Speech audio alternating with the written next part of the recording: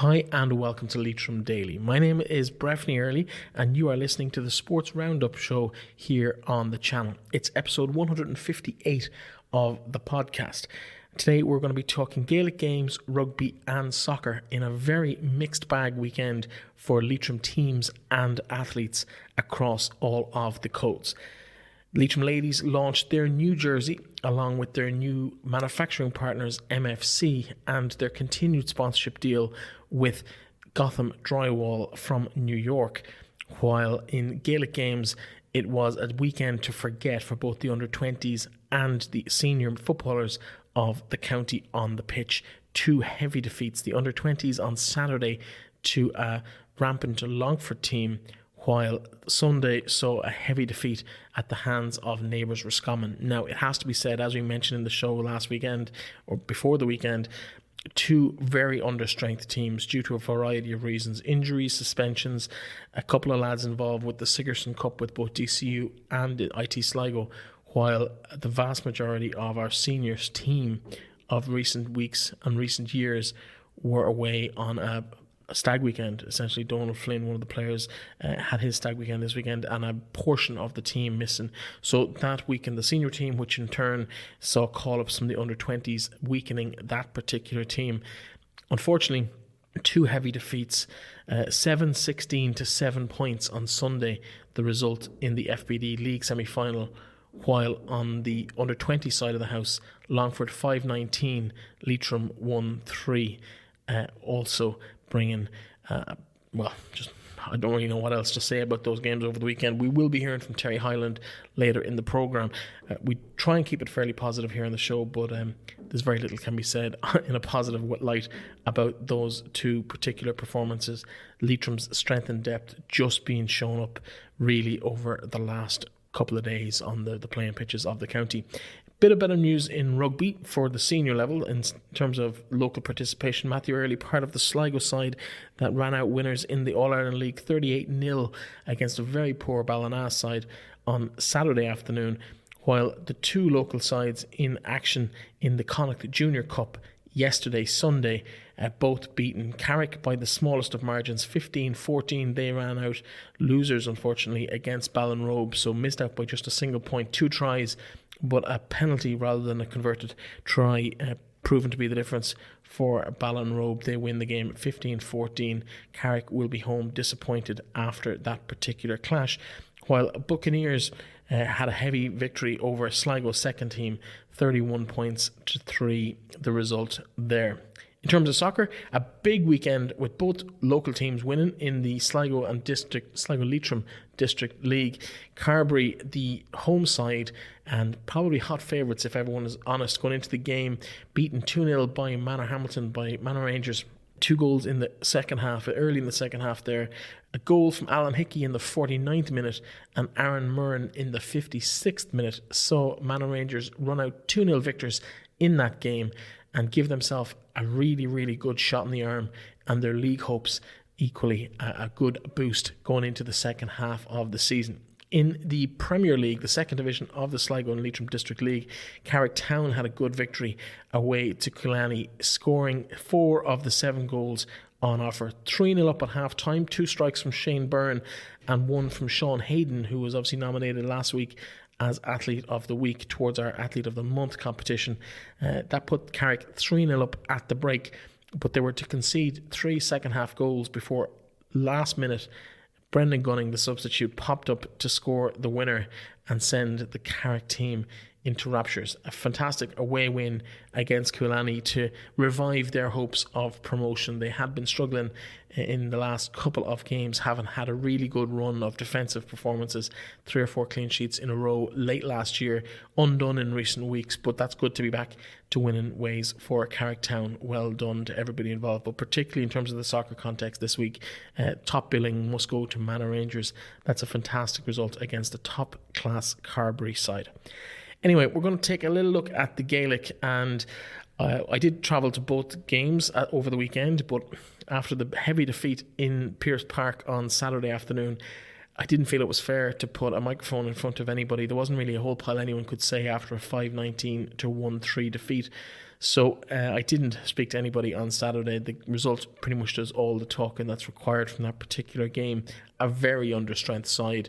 It was almost like watching men against boys, and a seasoned under-20 side playing against a group of lads, most of whom barely out of under-17 football. So there's a lot of work needed to be done in terms of the strength and depth at that level for the side. Once there was a few lads suspended and a couple of boys called up to the senior side because of the enforced changes on the senior team, there really was very little in terms of quality left at that level. So we will need everybody back. But a full side at that level could do damage, but a lot of work required for Gary Donoghue and his side over the coming weeks ahead of their championship clash with Mayo here in Carrick in just, I think, about 4 weeks' time.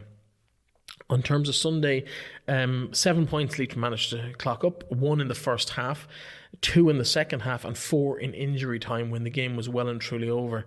4 consecutive points in injury time of the second half. Took a little bit of the desperation terms off the scoreline, but all in all, another poor outing. I suppose the biggest loss of the entire day, though, other than the scoreline, was the loss of Diarmuid McKiernan, the Leitrim goalkeeper on the day. Suffered a huge injury to his arm as he made a fantastic save midway through the second half. That resulted in 17-year-old Killian Gaffey making his senior debut just a week after making his under-20 bow. He's only eligible to play senior football since the 1st of January. So 11 days later, he's playing senior county football. Won't have been the start he would have wished for. He conceded 2 goals early in that period in the second half as well. But all the same, congratulations to Killian again, nominated last week in our awards, and the very best of luck to him as he progresses through the senior ranks. But a lot of young lads on that team, I think 8 players under 20 started in that game or played a role in that game, with another couple on the bench who didn't make an appearance. And the future is very young for Leitrim. And let's hear what Terry Hyland had to say. Now, we didn't have the usual access we would have to Terry. He made it quite clear he was talking once, and that was it. And I can't say I blame him after the game in question. So you will hear other questions from other journalists around the county. So apologies for having different voices, and you may or may not be able to hear them clearly through the conversation. But they are from John Connolly of the Leitrim Observer, John Lynch of Ocean FM, and Darren Mulvey of Shannonside FM. You will hear, as well as myself, ask a couple of questions in what was a pool interview with the Leitrim manager Terry Hyland after yesterday's defeat. But look, Leitrim has to build towards a panel of 30 players that they can have to look on and draw upon going forward. And, as they say, you can't make a number of breaking eggs, and we have to do that. We have to give lads runs, and we have to put them around the field. There's no point in talking about lads if we don't put them out and let them play. Donald, again, a wee bit rusty, probably with ball in hand. He caught a couple of good kick-outs in the first half, all right. Probably give the ball away a bit too cheaply. But there are things they're going to have to work on. Everybody can read into what they want to read into it and can make out, and at the end of the day, they all go home there. McKernan probably suffer maybe going to work on a Monday morning, and that's probably the worst part we'll have out of this game today. And that, at the end of the day, people will say, is there a psychological side to it? Possibly there is, but then again, that goes back to where management has to come in, and you have to work around that. Every county is at the same. That's what you have to do. You can't just depend on 15 or 16 or 17 or 18 guys. It's a panel of 25 or 26 anymore, and that's what you have to get to. And if you don't blood these lads, they ain't going to be fit to step in when they're asked. Do you get any positives out of today? I know that's kind of sounds like a blunt question, but as long as they don't give a blunt answer, I suppose. Look, we tried hard. We kept going till the end. I suppose that's the only thing. We did kick some consolation scores near the end, but the difference was, I think young Rushton McDonald come on and did quite well on the kicking side of the thing. They're the only positives you can take out of it. The scoreboard is very hard to take a positive from a scoreboard side point of view, but look, it is what it is. I suppose we were Roscommon, when you consider that they brought on at half time 4 fellas who started last year's Connacht final, it just shows where they are. Well, that's it. Well, they're further down the line. They're looking at probably an age profile of their players, probably 27, 28, 29, 30. That age profile of what we was out, we probably, as some of the lads here rightly said, we had 700 or 820s named or started or played some part in the game. So there are two different stages of development. Like, you're missing players there now. I believe Ryan O'Rourke got hurt during the week, and you're missing Ray Mulvey and fellas that are starters that were starters last year, anyway, you know. And what sort of time scale on them? Well, you don't know. Ray's back doing a bit of training this week. Ray went through the club scene all last week, but he has back problem, and he has been carrying that injury for a number of years. It has held him back probably to what he can do. You know, again, we only have him back. Yeah. But he can kick the ball probably this week. Ryan has a hamstring problem, but I think he should be okay for the first round at the Derry game. You know, that's what you do. You have to nurse lads through. We had a lot of issues with lads coming in, and look, we're only getting them sorted now. And unfortunately, Dermot picked up another one today. Outside of Dermot, is there anyone that definitely won't be available for the first round of the league? You never know. It's 2 weeks away. Anything can happen. And kind of the supporters are kind of, you know, I suppose in the day and age we are, people vary from highs to lows very, very easily. And well, they have to consider it's January. And they have to consider that, as you rightly said, there was a lot of players missing, and we were trying things out, and they have to look at it that way. And at the end of the day, you know, it's a bit like a manufacturing process. We still have to keep it. Okay, the assembly line wasn't right today, but we have to work to make sure that we get it right in time for the league. Between injuries and Sigerson and other commitments, in terms of the players coming back over the next few weeks, what impact do you think that will make?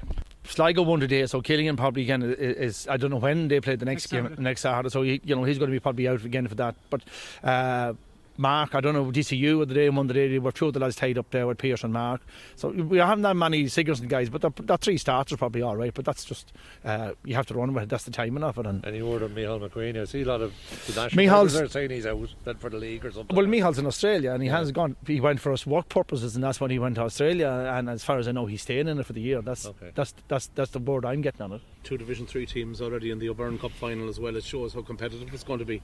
Somebody asked me this question during the week about Division 3 and Division 2, and you know, I mean, I'm looking. It's probably on paper pretty strong. Division 3, as you know, the likes of your Corks and your Derrys and your Tipperaries and your Downs and teams who would have been traditionally playing higher up the ranks in it. So look, it's not going to be an easy division for Leitrim or anybody else in it. But you know, in the end of the day, we still have to get ourselves right.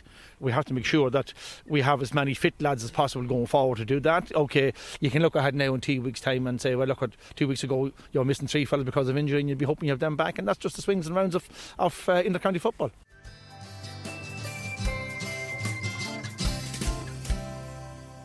Now, we talked about the Manor Rangers score 2-0. I'm joined by Thomas McDonald, their manager. Thomas, you must be delighted with that result this morning.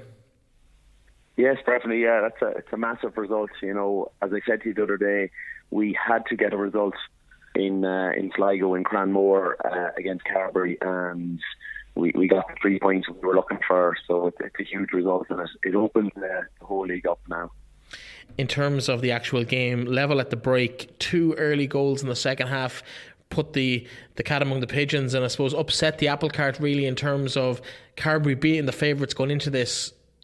You didn't really let them have it their way. Yeah, Carbury, I suppose Carbury from over the years are always the favourites going into every game, and that's why they're the reigning champions. But 0-0 at half time. We put the pressure on them, and we possibly could have snuck a goal and went in 1-0, but we were happy going in 0-0. And then in the second half, we put the squeeze on them again, and Alan Hickey got a header from a corner. And then a few minutes after that, Robbie Cunningham put a shot in on goal, and it deflected off a defender and went in, and that put us 2-0 up and in cruise control. I suppose a late sending off for Carbury didn't really have any impact on the game. Daniel Leary, experienced campaigner himself, a bit surprised to see him getting his marching orders. What happened?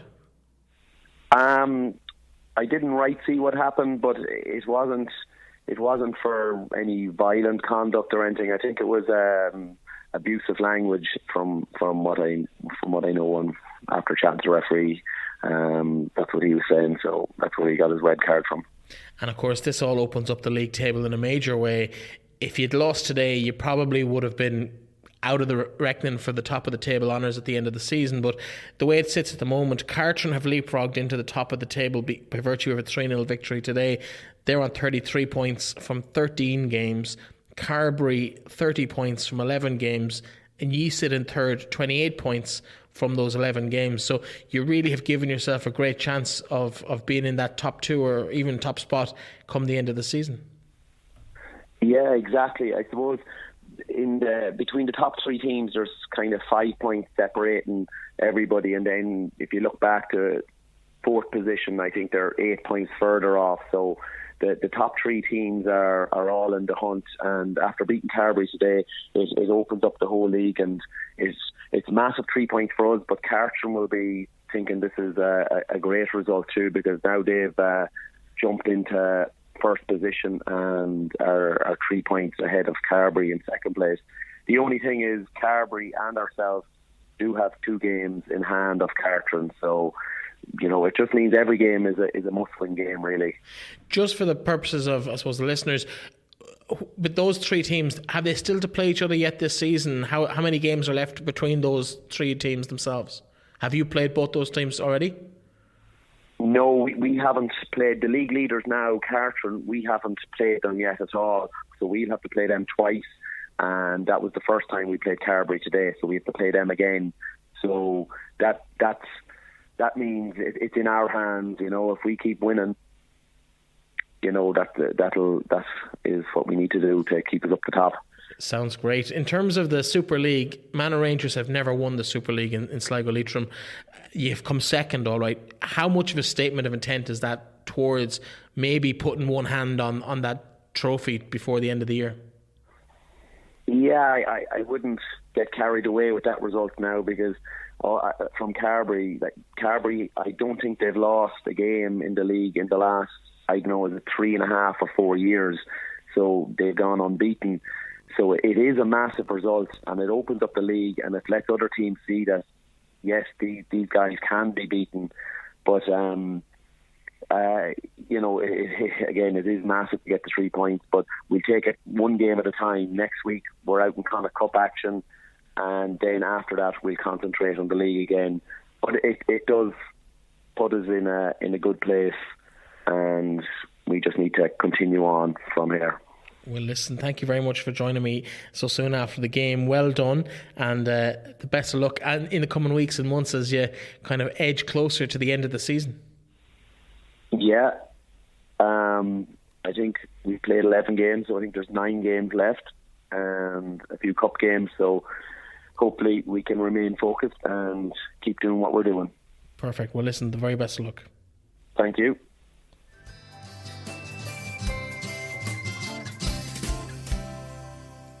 Now, yesterday morning in Carrigallen saw the launch of the brand new Leitrim Ladies Football jersey. This year, same sponsor as last year, Gotham Drywall in New York City, but a new supplier, and that is in the shape of MFC, who are an Irish gear company based in the north of Ireland. We're going to be hearing from the owner of that company, Fabian O'Neill, who's going to talk to us all about what that is going to bring to Leitrim Ladies. We'll also be talking to Alva Clancy, who is back in the Leitrim fold, PJ Ryan, the Secretary of the County Board, and later in the week, on Friday's show, we're going to be hearing from their manager, Hugh Donnelly, about his involvement and what he's hoping to bring to the setup this year. It was very positive compared to previous years in Leitrim football to see 41 girls in a squad, all smiling, all happy to be involved, and the mood very much up from recent years. Let's start with Alva Clancy and hear how she's getting on back in the green and gold jersey. Alva Clancy, big numbers here this morning in terms of a playing squad for this year. It looks like a bright future ahead for Leitrim Ladies. Yeah, it's really exciting. Just great numbers, and a lot of young girls, a lot of the older girls come back as well, and I'm really excited about this year. I think everyone is, and there's a lot of talent in this group, and if we just keep working hard like we have been the past couple months, then we can definitely bring it back a bit of silverware. Talk to us about the gear. Nice launch. Always nice to get a bit of gear. What's your first thoughts? I love it. Yeah, I think it's always really nice to get gear. It's not too easy to come by with Leitrim Ladies sometimes, or in the women's game, but I really like it, and MFC have done a great job. It's a bit different as well, which is really nice. So I think all the girls love it. Yourself obviously involved with Galway women's football as well. What's your plans for the year? Will you be in the green and gold of Leitrim? Will you be in the maroon of Galway? How's that going to work out for you? I'll just have to kind of plan myself really, and just to see how it goes, and it's just all about communication with both management teams, and I don't know, who knows where I'll be in a couple of months, so we'll just see how the year goes. In terms of the squad, obviously back training a couple of weeks now, a couple of games played as well. How are things shaping up? Really good. I think the training's been extremely tough. A lot of running and stuff, but we're getting used to it, and it's really exciting. There's great numbers of training all the time, which just makes it better. And like this morning today, training in Carrick, great numbers and great intensity, and we're just really excited about the year. Does having this kind of competition for places in the squad, not just alone in the starting 15, make it that little bit more attractive as a proposition for maybe some of the girls who have opted out over recent years? Yeah, definitely. I think no one really knows what the starting 15 will be, and especially in the league as well, where it's unlimited subs. But especially, I think obviously as a forward, I see the forwards, and there's so many players that can play in that position, in the positions, and I don't know who's going to play. No one's really kind of assured of their starting position. It's all about how you kind of perform. Well, listen, Alva, you look great, and thank you very much for having a chat with us this morning. No problem. Thanks very much.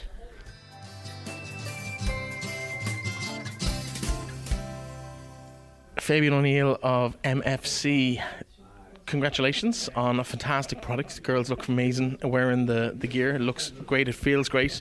In terms of your, I suppose, reason for being here, why did Leitrim Ladies attract you to get involved? We have a few partnerships this year, Cavan LGFA and Ulster LGFA, and we have connections here in Leitrim, and we wanted to make it to strengthen them connections and get involved with the Leitrim LGFA. So we're delighted that they took the offer on, and we're partnering with them. And it's great to be here this morning. The girls look great, hey, and they're looking forward to the new season. We're happy to be involved in it. Tell us a bit about MFC and who you are and what you do. Yeah, well, MFC was myself and my teammate and lifelong friend, Sean O'Neill. We started it back in 2015. Already had a business. It was selling merchandise like keyrings and mugs and this and that, and then we seen there was an opening and a demand for sportswear within the clubs. They wanted an Irish sportswear brand, and so we sampled that, and then it grew strength to strength. So we're now 4 years going, and thank God things are improving all the time. Two guys called O'Neill setting up an Irish sportswear company. The other name, I take it, was already gone. That's right. I can't think of any other ones now that's in the market, but no, MFC was actually originated mugs for clubs, which was the business that started, and then we wanted to keep that name with the MFC in it, which is the Made for Champions. So, and that's how it's come about. So 4 years in, how is business going? No, thank God it's going strength to strength. Any parish or any club we go to or county we get involved with, they keep coming back to us because it's quality gear and it's great service, and we're right in the middle of all of it. So it's going from strength to strength, and hopefully that'll continue. I suppose we better repay the favour here. How can clubs or counties or anyone else who might be interested in getting involved and getting some of your fantastic gear on their backs for this season, how do they get in touch with you? Yeah, well, they can check us out on Facebook or Instagram or Twitter, any social media, or go straight to our website, MFC Sports, and check us out, and they'll see what we can do for them. Excellent. Listen, thank you so much for your support of Leitrim Sport, and the very best of luck for you and the company into the future. Our pleasure. Thank you very much.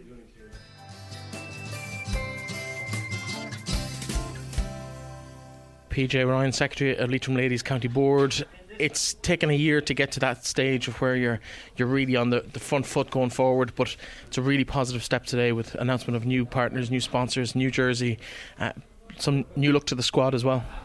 Absolutely, Breifne, and I think it takes that time when you come in new county board last year, nearly kind of midway through January. It takes a while to get in, get set up, get to know who's in charge, clubs, and just try and bring a bit of stability to Leitrim Ladies football. So I think and I hope we've done that this year and last year as well. The team have kind of come together. There's a lot of new faces, some of the older faces returning to the fold as well. What's the future looking like for the county team here in ladies football? Look, I suppose at the moment the future, what's very positive is like the numbers turning up for training. Like 37, 38 for training. They're training three times a week. I think that's huge commitment shown by the players, and so once you've that commitment, I think it's a great basis for any team. And the wins will come, I think, but once you see that commitment from players, it's hugely encouraging for us as a county board. Let's talk about NFFC for a moment, because they're your new partners today. They've come on board as to provide all the training kit and the jerseys and stuff for the year ahead.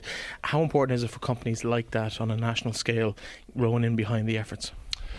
I think for ladies football, it's great to see companies that actually want to come on board. That you don't have to continually chase companies for sponsorship. I think it's great to see companies wanting to get involved with ladies football, and they've come on board. And we're happy to have them on board as well. I think it's a good shot in the arm for ladies football here in Leitrim to have a company like MFC involved. A lot of new innovations last year in terms of fundraising, in terms of kind of improving communications. How this year will we see ladies football advance off the field as well as to match what's happening now on the field? I think off the field now, we'll just try and this year we'll be concentrating a bit more on promotion of our game within the county, just through the various social media platforms, and also the development this year, the bigger push on development as well. But again, look, that's a long-term project.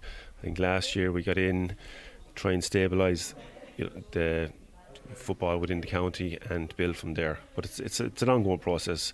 I suppose last number of years ladies football seems to be peaks and troughs. I suppose we're going to try and avoid that, like the highs and the lows, try and have it on an even base. Keep the highs, maybe lose some of the lows. Absolutely, good point. Yeah, keep the highs and get rid of some of the lows. Well, if starts starting to go by, they say a good start is half the work, and it's a pretty good start here today for Leitrim Ladies for the 2020 season.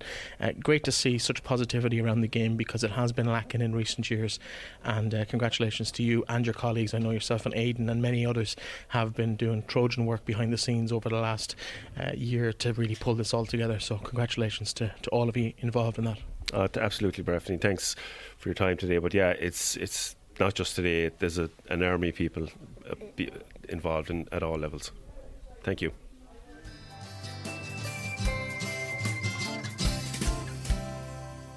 Now, we did give you the rugby scores earlier in the programme, but just in terms of the adult teams in the local area, Sligo ran out winners 38 points to 0 in Ballina on Saturday afternoon in Division 2B of the All-Ireland League. Great result for Sligo, sees them push right back up the table into 6th place in the league now.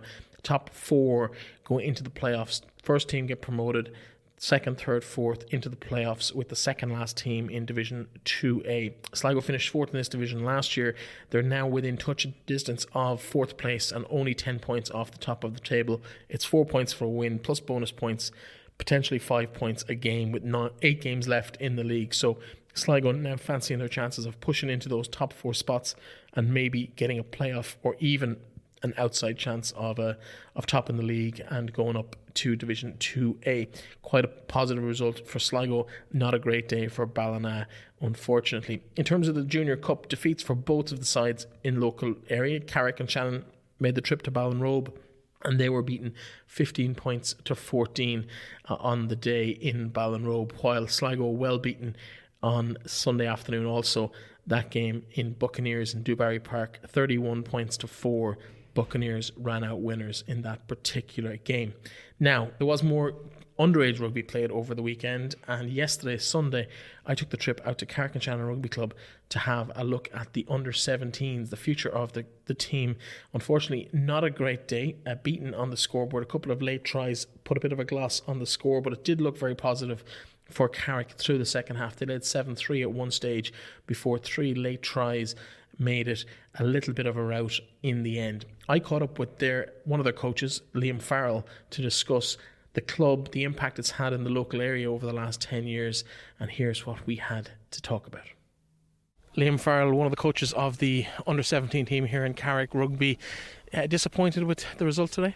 Yes, Breifne, very much so. There was times that we looked like we were able to get ahead and perhaps win, take the game. But unfortunately, we let it slip. We gave away a lot of possession, and we just didn't capitalise on the opportunities that we had, which is a pity because they're a good team, the Carrick team, and they were capable of taking that game today. But that's sport. That's how it goes. Bit of a quiet first half, 3-0 to Gort at the start of the second half, but yet you came out, looked most likely possibly early in that second half to go on and win the game. You scored a great try early on in the game. Yeah, yes, we did. Yeah, we did lift things certainly in the second half, and we needed to be honest with you. Our pack was particularly kind of quiet and needed to get more into the game and get more physical and abrasive in what they were doing, and they did that. But just again, we just didn't, have to be self-critical. We didn't sustain that. There was some fine individual efforts, and there was some very good defence by Carrick, but we just needed to up our tempo and also look at our positioning where we were across the pitch, and close up the gaps. Rugby, like a lot of games, it's about brain as well as brawn. So you've got to think, you've got to be alert, motivated, and be spatially aware of what's happening around you. In terms of the bigger impact that the club is having in the local area, though, you're based out here the best part of the last decade, and it's great when you look around that team to see Drumshanbo lads, Leitrim Village lads, Carrick lads, and further afield. Beyond, absolutely. Banlameen, we have a chap from Riley, or Willinary, who's actually they have a bereavement in the family, so he's not here today. So we have a very broad mix, and up to recent months we've a youngster coming from actually Blackline. So it's great geographic spread. And guys that are coming from Gaelic, soccer, playing basketball, etc. And in fairness, most of those ones have been together actually for several years since they were playing in mini blitzes. So that's really, really good. That's very good. That's part of what sport is about. Again, in the wider context, speaking to Angus Martin here, one of your minis coaches, watching the game, talking about having numbers in their 30s in terms of each of the age groups coming up. It must be really positive for the sport in the region. It is, yes, it is actually. It is. It's very good, and it's something that we're building on. And obviously, rugby has very much come to the fore in recent years. Well, if we can forget about the World Cup outing, outside of that, the Irish team have been really fantastic performers and great role models. So that's good, and it's great to see players coming from other codes because it benefits all.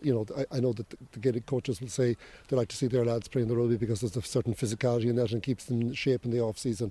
So that's very, very good. All this big challenge though is when you hit this age group, sort of 16, 17 years of age, for all kinds of reasons, whether it's academic or whether they just go off on tangents into other things or lose interest in sport, it's trying to hold them, because if you actually can hold them, you're bringing them into the next stage, that kind of 18 and a half, effectively men adult stage, and then that would perhaps leave a permanent connection with the club, that when they come back working or come back from college and some years later, that they'll be attached to the senior club and continue and give back what they've learned. So that's the real goal, and obviously success is what would do that. Everybody likes to win. Listen, hard luck today, and I'm sure it'll be better days ahead before the end of the season. I hope so, no doubt. Thanks, Breifne.